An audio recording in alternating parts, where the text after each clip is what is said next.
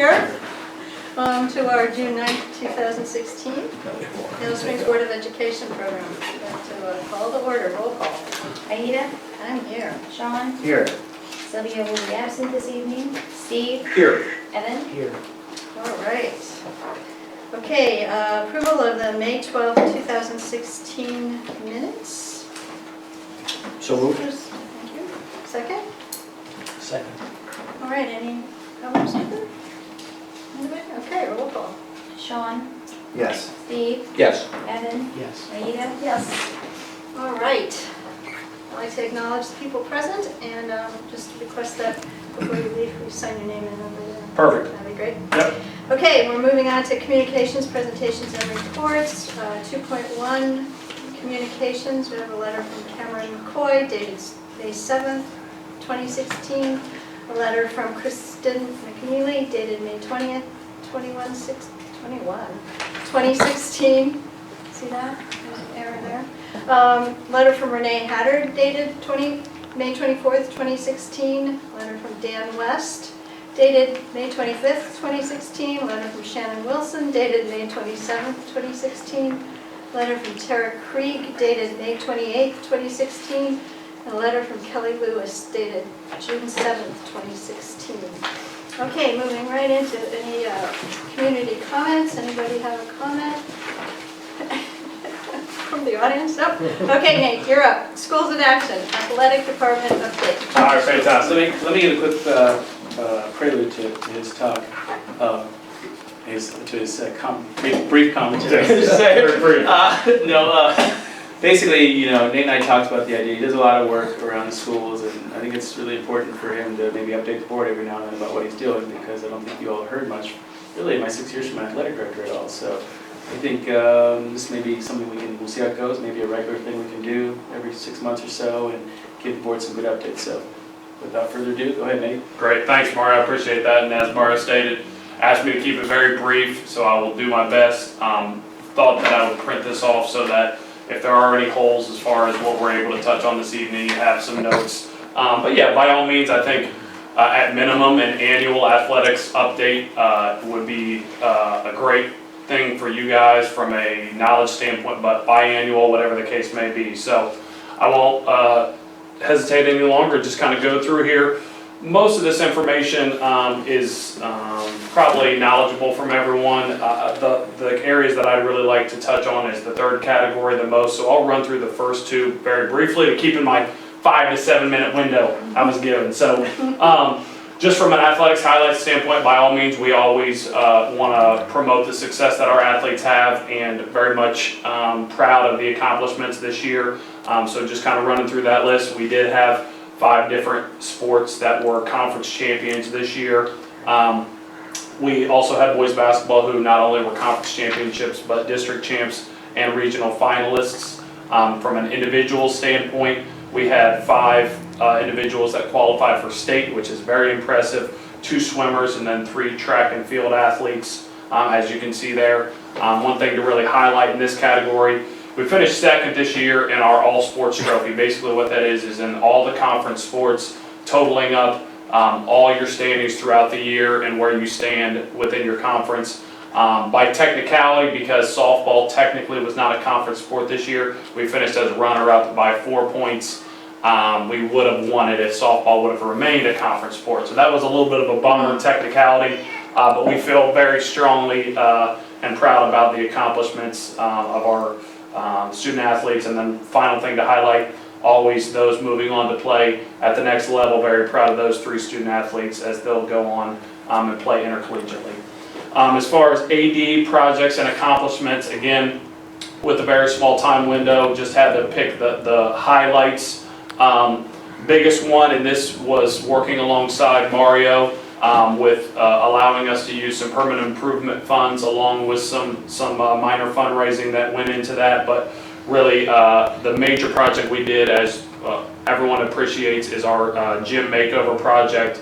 Completely sanded down the floor. It needed it in a very bad way. Really was not pretty to look at, but also could be unsafe at the point that it was. So completely got that taken care of. New artwork on it, new wall pads on both ends of the floor, fresh paint, conference banners, et cetera, and so forth. Just basically a visual effect and improvement that really needed to happen.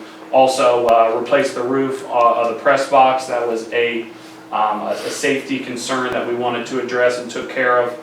You'll also see there, from a uniforms perspective, partnered with BSN so that every time we're spending money on uniforms, we're always getting a rebate of that amount, so that basically there's an incentive to be in quality uniforms and still get some financial kickback from that. Also, for those of you that may not know, this year I was voted the conference commissioner within our conference. So there were a few individuals that put their name in the hat and I was voted. So this year I've served in my first year and going into my second year in that capacity as the conference commissioner. So that has some dual responsibilities between Yellow Springs Athletics and the Metro Buckeye, but a lot of extra responsibilities as well. But it's great to be able to serve in that capacity. And then finally, another highlight, we were able to get our team into the Fly Into the Hoop tournament, which is the #2 nationally ranked tournament. Just happens to be 20 minutes down the road in Kettering, which is fantastic, but that was a very good experience. Again, what I really wanted to highlight, and I hope I sped through those two categories fast enough, because what I think probably is most important to express to you is my vision for athletics moving forward and some of the areas where I feel like there probably needs to be some added concentration and effort towards these areas, and I think they're all areas that really will show strong. There's certain improvements that happen behind the scenes that you may not know about. These are all things that I think will be at the forefront, will very much be appreciated, and will be a huge asset to our school district and athletic department. So first and foremost, there are some revenue streams that we have not tapped into, whether it be a time standpoint, whether it be just creating those relationships. There's a number of individuals that have expressed interest in sponsorship in different capacities. So really working to take the next step and get some extra revenue streams. As we all know, our athletic department budget's at an all-time low from what I understand. So not relying exclusively on that to take care of some needs, will be able to really assist us as far as having some extra revenues. As far as the visual impression, I think it's very important, just like we did in the gym. There are a number of different areas. It's new banners for our championships. It's updating the boards in the gym as far as track record boards, et cetera, and so forth. Just getting nice quality items up that's very present and aesthetically pleasing when you come in, because our gym is our #1 way that outsiders see our school. As far as the tradition that I think is to a certain degree lacking, and having that continuity from year to year and decade to decade in a sense, two areas that I would like to establish is an athletic hall of fame and a wall of honor. The wall of honor being all of our student athletes that play collegiately, to have their picture up, to have the year they graduated and then where they played collegiately, just to kind of continue to push our current student athletes on what you can accomplish, and just again try to build in that tradition.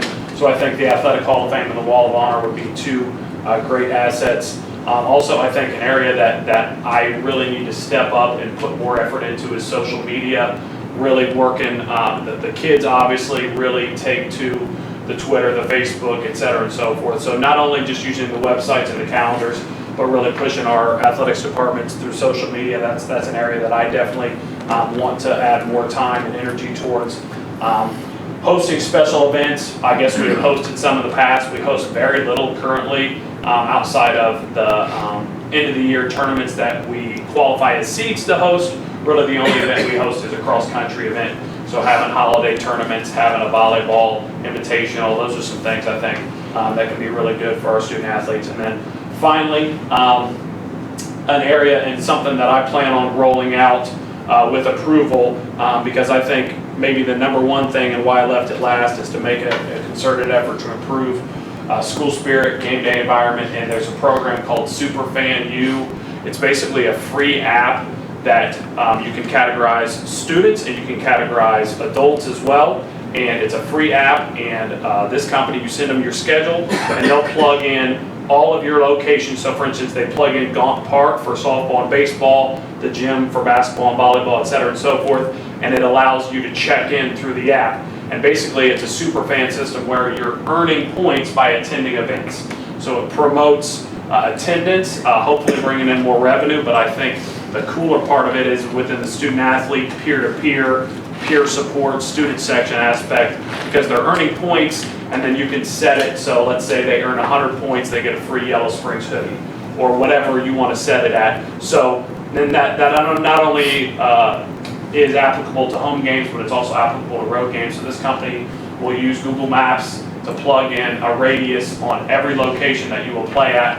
And basically it's an app that all of our fans can be on, can see who's where in the standings as far as super fans, and it's just a tool to promote, again, community, fan, teacher support, but also students, and a way to kind of add some excitement to that. So again, that was my, don't take a deep breath, just run through everything as fast as you can. Well done. So that hopefully there's a couple minutes, if you guys have questions, I can answer those. But that's basically the summary that I wanted to run through with everyone. Do I remember that at some point we were renting out the football field to another school? Renting out That was to Yes. before, I think Nate was here. To a football team? Yeah. Yeah, that was prior to me. Greenon. Yeah. Are we doing that anymore? No. No, okay. They were working on their Greenview, field Greenview. for a year. Greenview. Green View. Oh, okay, that was always a temporary arrangement, okay. Well, it's been a great season, no doubt, and congratulations. Oh, thank you. Very exciting to. Yeah, though I just, go on record as noticing that the conference champions, with the exception of boys basketball, all seem to be in the women's athletics. Yeah, absolutely. Make of that what you will. So, It's a great thing. yeah. Go ahead. Maybe with the third area, first bullet about tapping into new revenue streams and sponsorships and partnerships, do you see opportunity to work with the new development director in this area? Yeah, I think so, for sure. I think she could definitely delve into that if we'd like. I mean, I think that's certainly within her purview. By the way, just side note, really quickly, right now she's at the Lilly School. Right now? Yes, Yeah, and right. she's there, today is her last day there. She's officially going to be in the building here tomorrow, so unfortunately we couldn't have her at the meeting tonight, so just FYI. That's good. She was in High Tech High last week, so I'm sorry. You said people were approaching you regarding these? So we've had, just to use an example, we'd like to get a new scoreboard out at our soccer field. And so we put together a committee that would work together to find local sponsors. We always wanted to start with local and give local the first opportunities.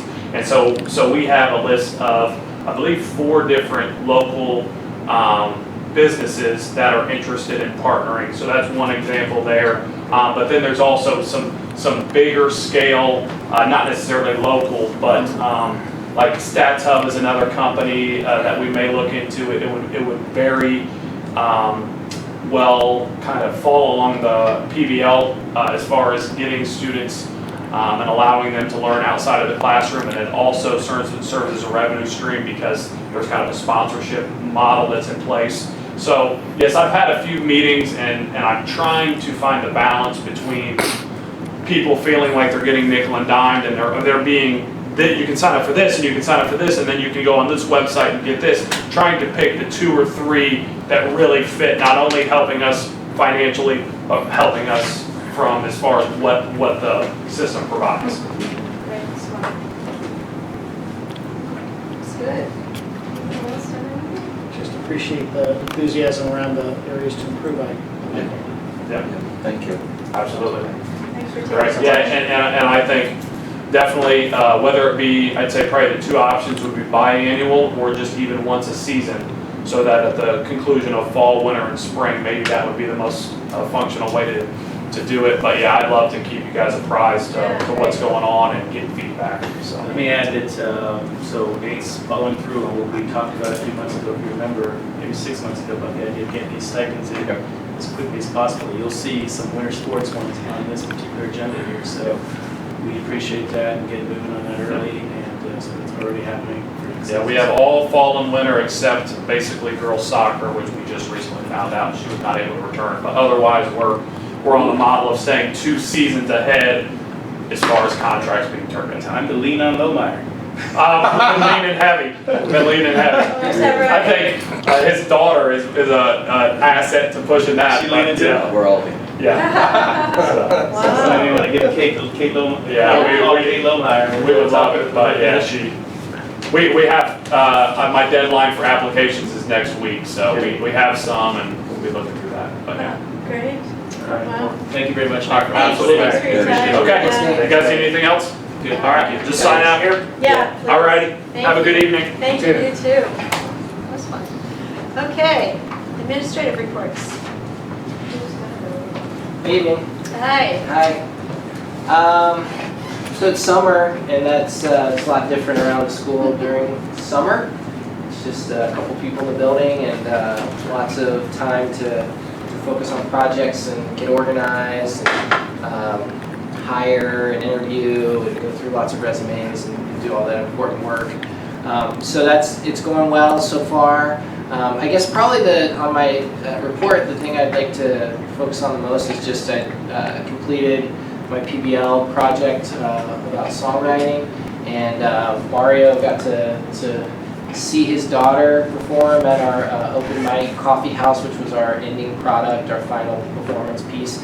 And we had about 12 or 13 kids that were brave enough to stand up there and perform an original song that they wrote. We did a performance of a group song that we had written, and it was great. And I felt really proud of it. I think it really helped the kids in lots of ways with creativity, confidence, communication, and for them to follow their passions. I will say that it is a challenge to, especially at the end of the school year, to be running a PBL at the same time. But it was also exciting and a great way to end the year. So I felt really proud of that. And other things there, of course, you guys know about some of the staff changes that are happening, and we wish everyone well that's moving on. But we're also feeling very good about prospects and candidates for the future. So. All right, thanks. Anybody have anything? No? Okay, thank you. Well, was that session recorded? Is there any way to? Yeah, we have video, and what I need to do at some point this summer is to get it all downloaded or uploaded into Google Docs, because it's the only way I can. Every time I try to send a video, it's too big, so I have to change the format of it. But some really good video, and the kids actually have their own Google folder that has their lyrics. It has I was doing some rough recording using my iPhone, and I'm going to put the video in there. So they've kind of got a little bit of a portfolio of their experience and the development of their song, which will go with them, because their Google account continues throughout high school. It was a fantastic project. I got to see the whole thing, and I was really impressed with that project. It was one of those kind of Yellow Springs moments that you just get really sort of the non-data type of stuff. It's going on, non-hard data. And it was pretty awesome. It was one of those heartfelt moments. Everybody that was in the room universally felt like A+. It was like that's where everybody was. It was just incredible. So. I just have a quick sidebar comment that this reminds me of. This has come up in my brain a dozen times, and I never remember to bring it up. So thank you for reminding me. I would like for us to figure out how to officially record all the great stuff, like 1X for the last 5 years. Yeah. Awesome stuff. The concerts, the various different things where there's all manner of performing arts. It's so rich with our experience for people. We We've got to have that. We have to have some kind of an archive. Yes. For performances, for projects, for poster sessions, for all the things that are now happening. That I don't know what that looks like. Real archive problem like that. No, I'm with you. I'm just I was thinking more about like we used to No, talk you're about right, the though. performance stuff. The performance stuff is just We're right with you on it completely. So we should figure out how to do it. Yeah, no doubt. Current staff and all that. make it happen somehow. No, it's not like you just turn on an iPhone, there's. Eli's been trying to do it, that's what he's been working on, he's been trying, we made a real strong effort at this year with some projects, it didn't quite go over as well as we like. Well, and it's also not, you can't just turn on the camera. I mean, there's real production involved in acoustics and miking people up the right way, getting the right equipment. I mean, it's a profession, right? So that's why it's hard to do. As a job, I think, yeah. Okay. Okay. All right, well, hello. Dr. Pryor. A lot of the same things Matt spoke about. I actually just included some images along the way. We obviously had graduation at the end of the year. Thank you all for being there and helping celebrate our students. Traditionally sit in the dog pound. Before, actually, the picture on the upper right is seniors in kind of a sort of an allusion to Mills Lawn School when the sixth graders get clapped out. This is now our third year of a senior clap out, and so we bring the entire school, grades 7 through 11, down there from the courtyard, down that main hallway out toward the round music room, and it's a perfect level of compactness, and they all go walking out there. And this year, I made sure that Kathy Berklin and Aurelia Blake walked out at the end. And, Kathy Burrows high-fiving everybody. People's hands are like, anyway, it's really terrific. We had the district-wide art show. There's Kara Seamer's work there on the bottom right, and it really some remarkable stuff again. If you had a chance, I love it. It goes all the way from early elementary and this progression, even though it's not the same students, but you get to see that whole growth piece, and it's great, and it's different than PBL. It's the visual arts, and really like that stuff. And then over on the lower left, and I put a shortened link there if you want to take a look at it. Yellow Springer, Chris Wyatt teaches over at Wright State, and his colleague Patrick Sonner, they came out. They're from the Department of Neuroscience, I think, and so they came to Yavo Guarje's class, Human Anatomy and Physiology, and actually filmed a video using our class and our students with the kind of thing they do, and it was really cool, and the kids loved it. Chris said the kids were great. It was just really neat. At one point they have electro something. You don't go too far. You don't know what you're talking about. They had wires connected from one human to another, and then as they sort of moved, it forced the hand of the other human to move in the same shadow way. And the kids at that point, I'm talking about a parlor trick. I mean, the kids were, whoa, how do I sign up for this discipline? It's just really neat stuff. So we're going all the way, just bell to bell for the whole year. And unlike what my report says, this was actually the 15-16 school year, not the 16-17 school year. I was getting a little eager. I guess I'm sorry about that. It's a great video. It's a great video. And right, I can see why Wright State would want to show it all. So it's a mutual back scratching. Yeah. So. And they had videographers come in, just as Evan was saying. I mean, professionals doing it, and you can tell the difference. Yeah. It's really remarkable. Sure. Thanks. Great. All right. All right, thank you. We are on to the treasurer's report, 3.1, the financial report. Okay, I really don't have a lot to report on because I reported on most everything in May with the 5-year forecast. May has just been extremely busy with closing out school, and there's a lot of reporting that I have to do to the state for our special education billings and our catastrophic aid billings. I can't remember I reported on this last month because I think I was still working on them, but with our special education billings for open enrollment students, we could potentially get about $140,000. For catastrophic is for some of the students that we have that have a lot of high needs, and if their cost is over $27,000 a year to educate, then we are allowed to submit reports to the state. And they will pay a portion of the difference between what it costs to educate them under $27,000 or $32,000. It depends on what the disability is. I think we had 7 students this year that I could find that qualified for that, and I submitted all that to the state, but they are just looking at that now. And I hope they get this. They're supposed to get this in our foundation payment this year. That means they have to get it in our next foundation payment, that comes on Friday, next Friday. So I don't know if they're gonna get it in this year or not. And that amount of money, I don't know what we'll get. I think last year we got, I wanna say over $60,000 we need to reimburse for that. So, and the reimbursement was about 48% of that difference. So it's definitely not a 100% reimbursement, but it's days of work. Because you have to really justify the individual cost for every one of those students, and you have to scan all of that in and report that to the state, and they look it over and make sure that you're reporting actual costs. So it's a lot of work. So for this month, I don't really have a lot to report on. I have 3 investments that have all come due. I've been talking to my investment advisor to see what we can do. Our Max Saver Plus account is a liquid account, just like a savings account. I've been trying to move as much money into that account as possible because it's earning 0.5. That is better than, as much as or better than 3 of these CDs that I've had sitting here for 6 months to a year.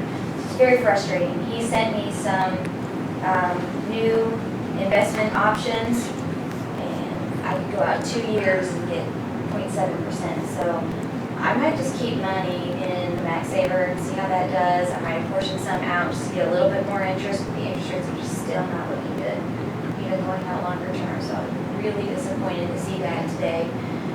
But I will report back to whether I reinvest that money or if I'm just going to let it sit in the Max Saver until things turn around or until rates get a little bit better and I don't have to invest out too long term. Because this other one, I mean, most of these come due in 2016, but then I have the one that I went out the farthest on, which was, that'll come due in May of 18. So that's 2 years from now, and it'll pull 1.25%. With our cash balance, I probably could invest another $400,000 or $500,000 out a couple of years, but I don't know if it's worth it. So I'm gonna look that over, spend some time on that during the next couple of weeks. You have on the agenda, I have to have you kind of pre-approve for me to advance or transfer money to any funds that are in the red at the end of the year. The only ones I anticipate being in the red are the athletic fund and the lunchroom fund. There are some funds that are on, what Mario has up here right now, there are some funds that are in the red.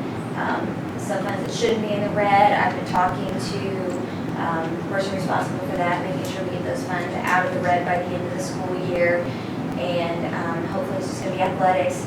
Right now, we're $8,000 some in the red, almost $9,000 in the red for athletics. So I asked for up to $10,000. We don't have any outstanding purchase orders in athletics right now, so unless, barring any surprises, end of year bills that we get, we shouldn't have anything else come out of the athletic fund. So I asked for about $10,000. We've got $2,200 in our lunchroom fund right now, but we still have yet to pay the May end of school year bill. And those are usually anywhere between $29,000 and $32,000. So that would put us $30,000 some in the red, but we will also get reimbursement from the state, from the federal government, which should be somewhere in the nature of $15,000, $16,000, $17,000. So what I asked for was up to $15,000 to cover that difference. We still have that Sodexo guarantee, and they will guarantee up to their amount of their administrative fee, which is about $29,000 right now. It doesn't cover all of our deficit because they do their own calculation of what they feel the deficit is. And if we have any calamity days, they always make adjustments for that. So I will have to look over their spreadsheet once they get it in, but they still are guaranteeing that they will pay us back our deficit. So that's a good relationship to have. The other thing that I have on the agenda is the appropriation resolution, and that's the one I made copies of it at 10 till 7 because it's just, we've been negotiating for days and days and days, and all of my time has been spent doing other things. So what you're going to approve is this right here. And all I did was go in, shuffle as much money around just to make the accounts look good for the auditors. They don't like to see accounts that are big in the red or have a lot of money in them, so I shuffled some money around. And then as I reported in May, which has come in under budget this year, so there were areas that I knew we were not going to spend money, So I just removed that from the budget. So the net effect to the general fund, I took out about $100,000. We know on the expenditures, we're gonna be a little bit higher than that. But I usually leave the building budgets alone because they have the option right now of spending any other money that they elect at the end of the year, even though we've closed out because they're probably done for the year. But I leave that open. I don't want to touch that. And then and I leave some money in there just in cases at the end of the year. So that is those are any changes that I made to the general fund, I have already reported to you in May. And then all I did with the other funds was go in and clean up anything that I budgeted back in the fall that we either need or don't need now. And there's been a couple of different changes, like I had to budget for the Alpha grant that Tim has been spending money out of, that we have a partnership with, what's the name? Very local and Wycliffe City. Did you want to just quickly say what you've been using those funds for? No, Sorry. no, that's, we are, what are we, so lots of supplies that we've used to do a design challenge. We paid a couple people to go up there, Eli Hurwitz and Brandon Lowry, so some of the money goes in there. We paid for the development of the curriculum for a handful of folks, Jack Hatter, Elizabeth Simon, Brandon Lowry, and Eli Hurwitz. So those monies, the fiscal agent is actually Perry Local, and so they're billing us and we're billing them, I guess. So I still need the expenditure accounts because we spent the money out of there, and then when we get the check from what I had billed for, then I'll deposit that as a revenue, so it'll offset and be a zero balance account, but I still have to add money for appropriations. At the beginning of the year, I wasn't sure what we were gonna spend for the Food for Thought. We got 2 grants for that. I didn't know what the amounts were gonna be, so I wasn't able to budget for that. I added those in. We got a Martha Holden Jennings and also a YSEP grant for that.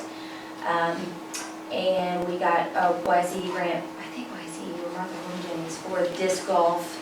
I had to add accounts for that. And then every year, the state adjusts our federal allocations, the Title I funding, Title VI-B funding, and Title II-A funding. So I had to make just very small adjustments for that. So that's all I did, nothing major. The disc golf was YSE, just so Okay, anybody have any questions? No? Okay, thank you. Okay, so we're moving into the consent calendar for financial, 3.2 through 3.3. Is there a motion? So moved. Second? Second. All right. You just described these, so I don't Yes. imagine anybody has anything. Okay, roll call. Steve, Yes. Evan, Yes. Aida, Yes. Sean. Yes. Superintendent's report and recommendations. Okay, High Tech High. So we went on a trip to High Tech High last week, Wednesday, Thursday, and Friday. We had a few teachers go, and then actually a few new teachers that we just hired actually went as well. And as well as Dawn Boyer went, our new advancement director. Her first day of work was last Wednesday. And we all met her in Dallas at the airport on our way to San Diego, so that was kind of nice. We were able to, this trip was a little bit different. This is my second trip there. As you all know, it may be one of our last trips there, maybe ever, or we'll see where we go in the future. But I thought it was, for a second trip for me, I knew a lot more of what I wanted to know and what I wanted to learn, and so I kind of targeted several areas to ask. I sat down with one of their directors for a long time, and actually Don and I sat down and talked to him for a while and kind of picked his brain. We intended to sit down with their advancement person who was absent, so we couldn't do that, unfortunately. And another person that we wanted to talk to who also had to do with some development work, they were out too. So, you know, we sort of struck out in that area. But we were able to learn a lot about a number of different things. So I was going there with a couple of eyes. I had an eye a little bit on facilities. I was very interested in sort of seeing some of the design things that were in their buildings that I really liked. But I thought if we think about facilities in the future, what kinds of things we'd like to see that are present in these facilities that I think could work in our facilities as well. So that was really powerful. We talked about a number of different things they did as sort of new programs, not programs, but initiatives that they've put together within their project work that have been pretty fantastic. We learned about their hiring bonanza is one of them, which is fascinating. This idea where they essentially they do screenings of candidates, essentially their phone screens and paper screens, and then they'll bring in 5 people for a job, and if they have 2 or 3 jobs open at the same time, they'll bring in all 15 candidates at the same time, and they have them teach a lesson with kids if they can. They have them spend an hour with a committee of teachers and administrators, getting some sort of all kinds of just interview questions, typical interview questions. They spend an hour with the director or the principal within the building as well. And then they spend an hour with each other working on a project. So they work on actually a design challenge within the group. And so they're all going for the same job, and they're doing a design challenge, and they're kind of in a fishbowl, and you have everybody watching them do this and go through this process. And then they said the most powerful thing they do is they eat lunch with them. And they said that is probably the most powerful, because when you're eating lunch, you tend to have your guard down, and you talk a little bit more openly about what's going on and how things are going. And they learn a lot at lunch, they say, more than they do during the typical interview with those questions. And so it's really fascinating. I think a number of those practices we're going to try to find a way to incorporate into what we're doing in the future as well, because I thought it was really innovative in how they decided to hire in their entire process. The other thing that I thought was great that I learned, which I'd also like to incorporate, is how they're working with different community members. So, try to get this right exactly. So, one day a year, essentially they have an externship program, if you will, where teachers will go and they'll pair up with a business partner in the community, larger community, and they'll spend a day at that internship. So they'll take one of their professional days, and teachers will just work with the business, because their thinking is, we're telling kids to, what it's going to be like in the real world. We like to talk to them about the importance of skills and learning those when you're there, but really most educators have never been in a job outside of education, and so how are we really supposed to speak credibly about it if we haven't actually done it ourselves? And so they have found that to be very successful, not just for teacher learning and transferring that to the kids, but for building relationships with those business entities, and then being able to use them in future projects and partnering them with them as they go forward. The other thing they did was this sort of partnering, what's the word I'm looking for, speed dating program that we do as well. So they'll bring some of these same community business owners around, as many as they can find. They'll have a lunch for them in the afternoon where they lunch with the teachers and everybody mingles for a half an hour. And then after that half hour, the teachers pick 3 different dates, if you will, that they want to go on this 15-minute speed dating thing with, to talk to them and see if there's some commonalities and ways they can maybe work together. And so they rotate from person to person, and everybody gets to see 3 different business folks, and business leaders get to talk with at least 3 to 5 and just have conversation. And then the hope is that they build connections off of that as well, so that they can kind of make projects together and work together in the future on other projects. So those are just a couple things that are happening. There's one more I'm trying to remember, but that was what I immediately took away that I'd like to see more of incorporating for us going forward. And then that night, we also were able to participate or attend exhibition night at High Tech High International, which is one of the schools on that big campus out there. So we were the first group, I think, of any of our groups that were able to kind of attend this, one of those exhibition nights. It was really fun, but the one thing that I immediately learned is they have the exact same problem with exhibition that we do. And it really wasn't a whole lot better than ours, frankly. I think after all these years that they've been doing this, our exhibition, honestly, is just as good, if not better, or better in a lot of areas, and maybe a couple areas we might not be as good. So, and a lot of it's because of the equipment that they have, and a lot of tech equipment that they can use to sort of curate projects better than we probably do. But other than that, and that wasn't that much, I think we did a lot of things better than the way they're doing it. Well, we have better students. Yeah, right. Well, that might be true to an extent. So, so that was really fun. The other thing that I noticed was they have, ever since that movie, when they did the gear project and they used their laser cutter, and a lot of that work, man, they went laser cutter crazy. All their buildings now have laser cutters. They have laser cutter projects all in the hallways. The there's signs on every single door with the teacher's name in laser cutter in some way, you know, and there's all these, I mean, they're using them like everywhere for every single project, K to 12.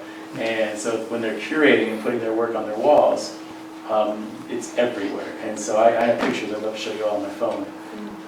Should have transferred them over here so you can see them at the meeting. But it was a great experience. We appreciate, you know, the opportunity to do it, and thank the donors from the Yellow Springs Public Schools Fund for their support with this trip. The new teachers that went really enjoyed it. They were happy. They really enjoyed the trip.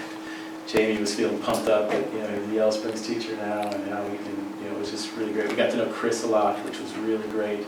He's going to be fantastic, I think, with us at the high school level. Spanish teacher. Yeah, Spanish teacher. That was really cool. And then, you know, we did some other things in the evening. We went to Coronado Island and looked at the haunted room, and it's just, we just had fun. It was a good time. What about the teachers who hadn't been, but who have been doing PBL? Yeah. Because we have. They really enjoyed it too. So we had Brian Knosman, Maggie DeMars, Oh, great, Brian. and Brian Mayer went as well, and so that was really nice. So both of Brian's went, and they, you know, they had a lot of fun, enjoyed it as well, and learned some things, I think. And so it was really nice. We saw some great projects across the board. We saw some great math projects. We saw some great younger elementary projects. So it was really nice to see the work, and it was very cool.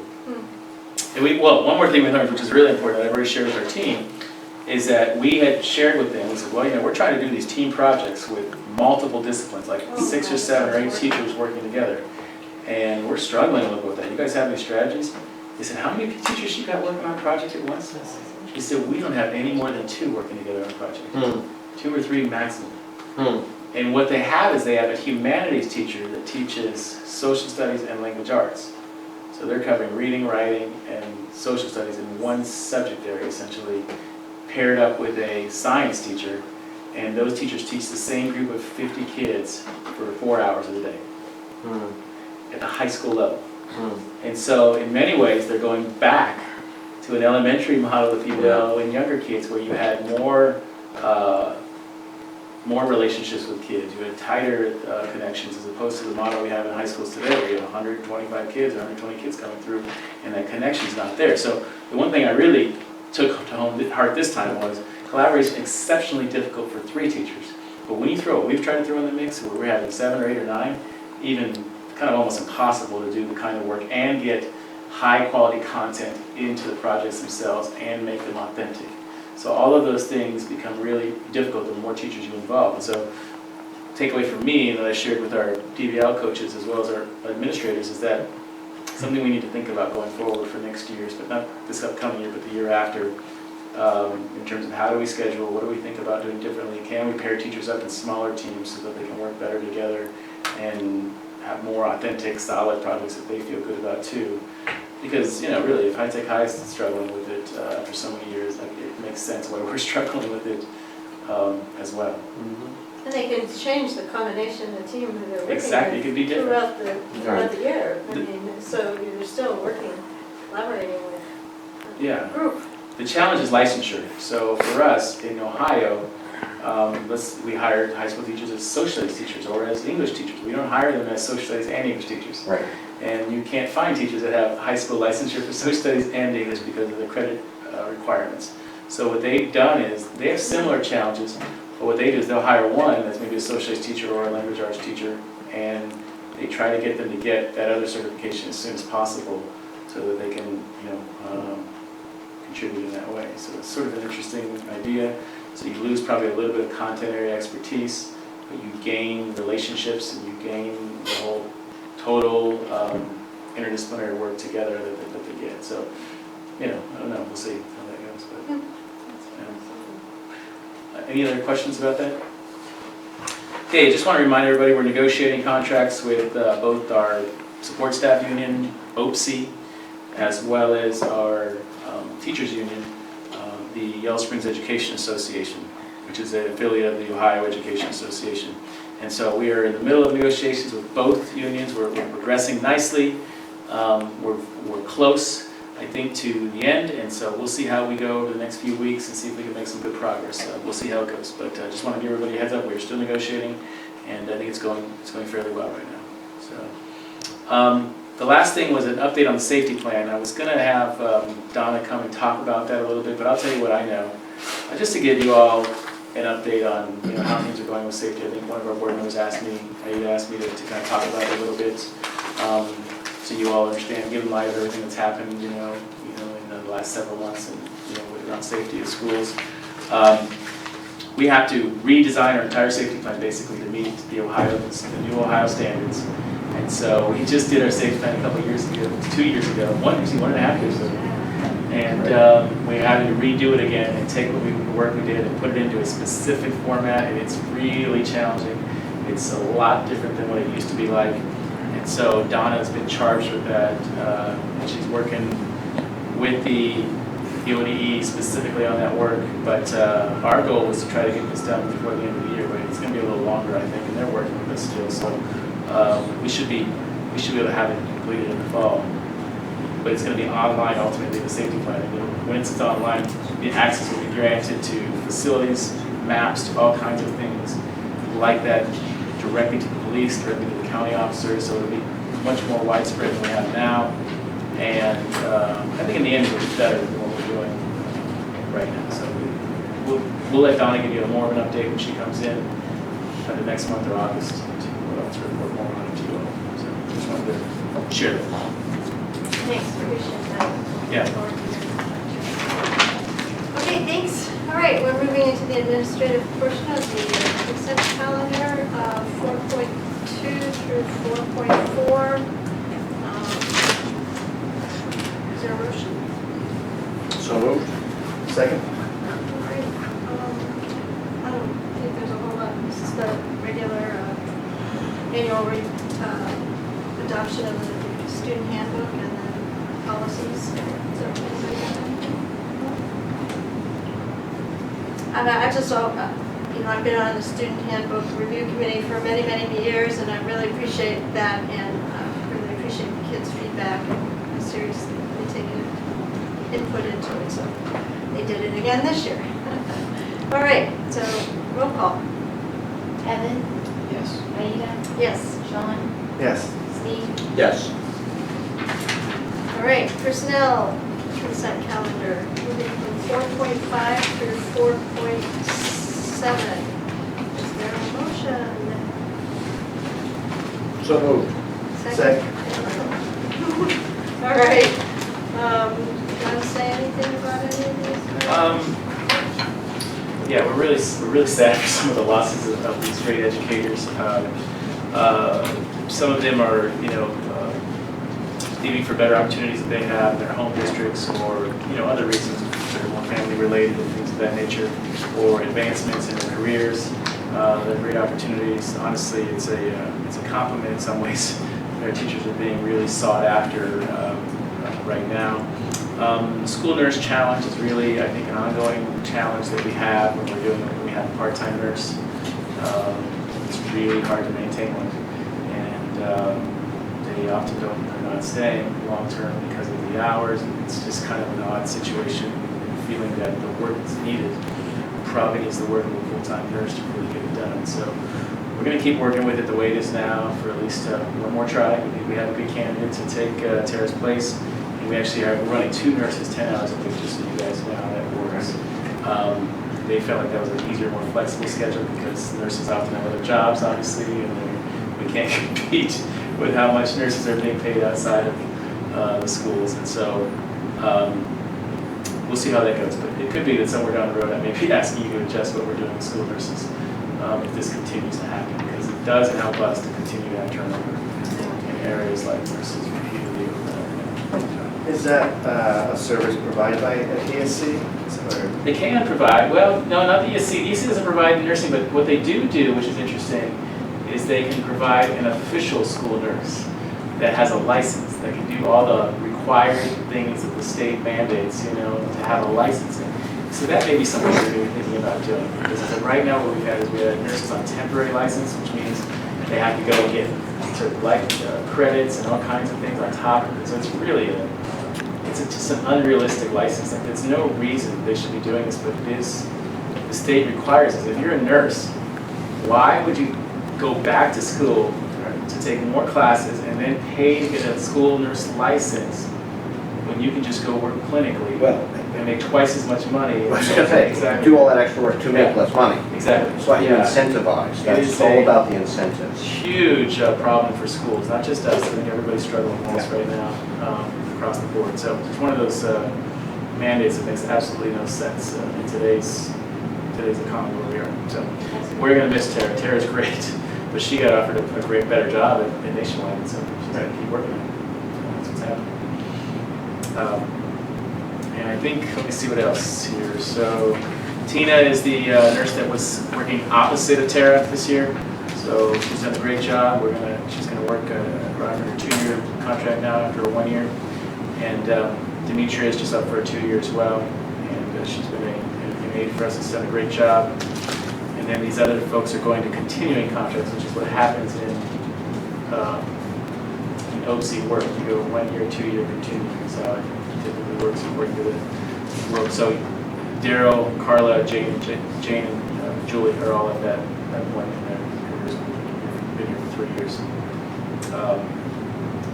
And the other things that really took hold. Let me add that we are adding that 6th coach, PBL coach that we talked about, Megan Bennett. I called her and she's interested. I think it'll be a good move for us in the right direction. And we'll see where this goes, because if things go the way I think they're going, we may have a shift in how the PBL coaches are working. The teams are set up even the next 2 years, and we really start to think through and percolate more on some of the things that I feel like I learned from High Tech High, and we talk more as a team about this, because initially the whole goal for the coaches was to build capacity internally, but when we get to the point where our capacity is pretty darn good, and we're getting closer to that as a district, then what's the role of the coaches after that? How does that change and shift? So we got to think through that a little bit, and maybe shifting that a little bit as we move forward. So this, at least for 1 more year, we're going to keep doing what we're doing, and we'll see where it goes from there. So, and then the other things are just very typical stipends. Do you want to just talk about what you were asking? Well, I'm not sure I'll bring it up right now. Okay. Since, yeah. Okay, great. Okay, any other questions? Anybody? Okay, roll call. Aida, Yes. Sean, Yes. Steve, Yes. Evan. Okay, there we go. All right, where are we? Board Communications, Green County Career Center report. So we had our graduation 2 days before high school graduation, so I was there at the Nutter Center and shook hands with all 285 graduates. Yeah, everybody shakes hands, yeah. It was very exciting, and you know, kids are doing good things and going off to good places. One of the staff there said that the graduates had between them accumulated scholarship monies worth about $750,000. Sinclair, Wright State, all these other places that they head off to. At our last board meeting, we also, I guess the sort of the big item on our board was to approve the new contract for 3 years. Okay. So we are done over there, and we were all very pleased to get that voted on and signed and sealed and so forth. So, All right. Congratulations. yeah. All right. Any other board member items? Okay. We are going to go into executive session to review negotiations and bargaining sessions. So, motion, So moved. second? Second. All right. Sean, Yes. Yep. Evan, Aida. Yes. Right. 7:55. Oh. You're The new record. You want this?